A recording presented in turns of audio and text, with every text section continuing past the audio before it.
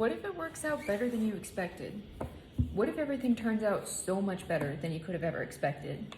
So funny, I have 10 of lotuses when I open my deck here. This is like the happiest card in the deck other than the sun card. This is like emotional fulfillment, you know, total happiness, peace, contentment.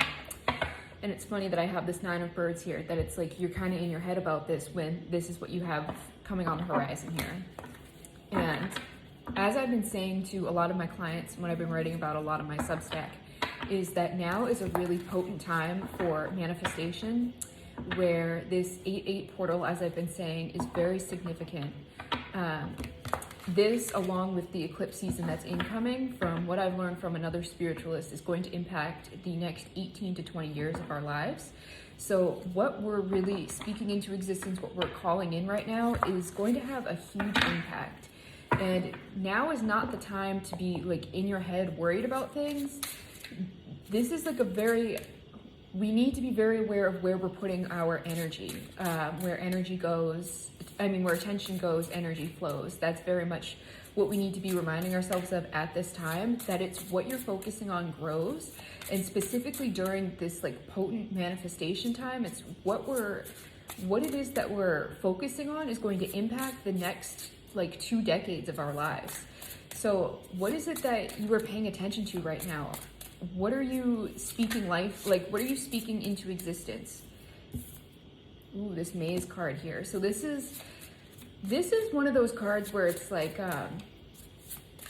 take what you can get and like get the hell out of like a mental purgatory kind of energy. Like, don't stay stuck in this maze. Don't stay stuck in like focusing on what isn't working, where now is the time for radical self-belief. I feel like that's been coming out of my mouth so often recently, is radical self-belief, that like be as delusional as possible and expect things to work out for the best. If your 3D world hasn't conformed to what it is that you see for yourself in the future, that's fine. Yeah, this 8 of birds is like, this is like 8 of swords energy. Don't keep yourself stuck in a mental prison. Allow yourself to expand, allow yourself to open up. It was just 222 on my timer. That may be significant for some of you. You may be seeing that number a lot, is to like get out of this stuck mental energy and start speaking life over yourself. Like I've been saying, do your affirmations in the morning, do your affirmations at night. They really do have an impact.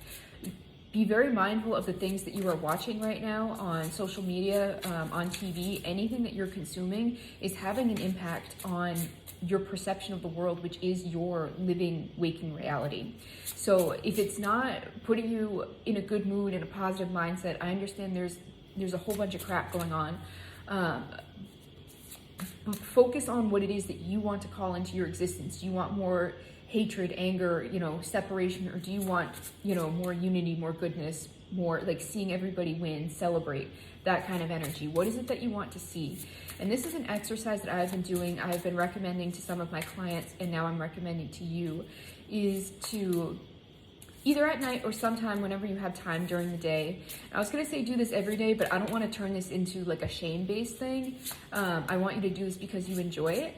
Is start writing a fantasy version of you a little bit into the future, not so far into the future. And the example that I'm getting is someone who's like an actor, and it's not going to be you like auditioning and getting the part. Like, no, that's the reality you're in now. You got the part. What it's going to be is like you're already like a month on set, like you're into filming this dream piece that you've always wanted. I don't know how acting works, so bear with me here. And it's like you're writing like your mundane day to day of like, oh, I stopped and got my coffee before I went on set, and I'm like meeting with, my co-stars, and we're bitching about whatever's going wrong here, and like make it really fun. And I'm saying fantasy because it kind of like takes the pressure off of it being your real life. That's sort of like the detachment piece here, where that's a big piece of manifestation, is detaching from the outcome. So just like make it really fun, and like what is it that you're doing, where are you living, like what's your mundane day to day, what are you and like your coworkers talking about, who are your friends, like what are you guys doing, that kind of thing. And write it in the first person. So even if this character has a different name than you, maybe it's like an alter ego sort of thing, write it in the first person.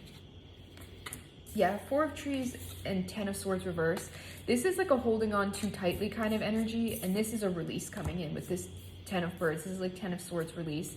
Is that once you get out of your head and you kind of like find your way out of the maze here, there's like a lot of pressure that's going to come off. And it's interesting that this pressure coming off came through when I was saying like write this fantasy story. That it's like have fun with this and like take the pressure off whatever's going on in your life, especially where this is such a potent, like heightened energy feeling going on right now. There's a lot of anxiety that's bubbling to the surface, and this is basic alchemy. Like use this anxiety if you have already done this shadow work. This is just for people who've already done the work. If you haven't done the work yet, do the shadow work and then do this. Where it's like you've done the work and the anxiety still bubbles up. This is your trigger to reprogram your mindset. This is just saying it's still in here because it needs to be reprogrammed. I need a new programming. It's just like a little blinking light saying like, oh, I need a new thought pattern to latch onto. So this is your sign. Whenever you feel anxiety bubbling up around this time, from I would say now until the end of the year if you can, or at least now until through eclipse season, use this, your anxiety, as a trigger to start speaking your affirmations. Speak life over to yourself. Speak what it is that you want into existence. That this is, let the old program go and start focusing on the things that you do want. Don't let this heightened emotions right now control you. This will give you some relief from this anxious, this is your way out of the maze. Is to just like start speaking what it is that you want to see. Whenever you get those feelings in your body of anxiety, that's your sign. Like, okay, I need to start speaking my affirmations. This has worked for me many times over in my life. I've experienced many miracles because of this. Speaking life into the things that you want, speaking the things that you want into existence. And it comes from doing the hard work at the times where you really don't feel like you're capable of it, or where you really don't want to. Like when I was working a job I didn't like, I would, on my lunch breaks, so before I would go in the morning, I would get into work a little early and sit in my car, and I would take out, I have a notebook that I use specifically for affirmations and manifestation purposes, and I would write down all of my affirmations before I go in. And then I'd get an hour lunch break, and on my hour lunch break, I would eat my lunch, and then I'd write all my affirmations. Like I would have this book with me at all times, and then in the evening, you know, after I'd unwind a little bit, I'd write my affirmations before I go to bed. And if I ever had time during the day, because my job, you know how office work is, you get all your work done in the morning. It's like, what the hell do I do for the rest of the day? So I would just say my affirmations over and over and over again in my head. And yes, it sounds tedious. Yes, it is tedious. And yes, it's a lot of work. This is a lot of like Eight of Pentacles energy, but it gets results. So if this resonates with you, this is very much the energy that you want to be in right now.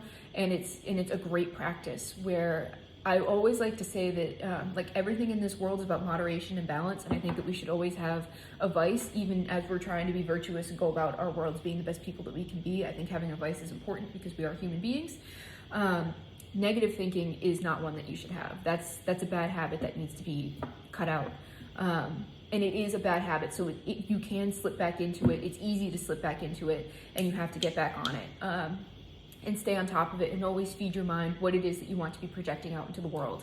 Our eyes are very much like projectors. You feed something into the brain and it's projected out, and that's what we see in the world. So feed your mind and see it in your world outside of you. So if this resonates with you, let me know. You've got this. This is a great time for manifestation, and it's important for all of us. If you'd like a personal reading with me, you can head to the link at the top of my page. It's in my Etsy shop. I have a sale going on right now because August is my birthday month. So from now until like the beginning of September, if you get 3 readings, there's a sale going on. So if you have like 3 specific questions that you want to deep dive into, you get a discount on it. So hopefully you check that out, and also check out my Substack while you're there. Thanks, guys.